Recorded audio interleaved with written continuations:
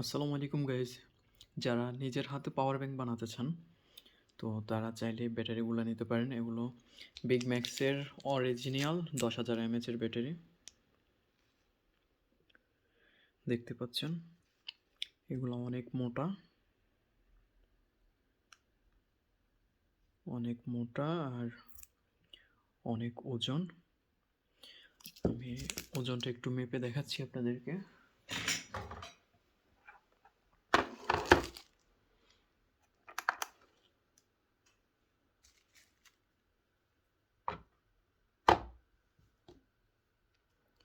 দেখতে পাচ্ছেন 168 গ্রামের মতো একটা ব্যাটারি ওয়েট।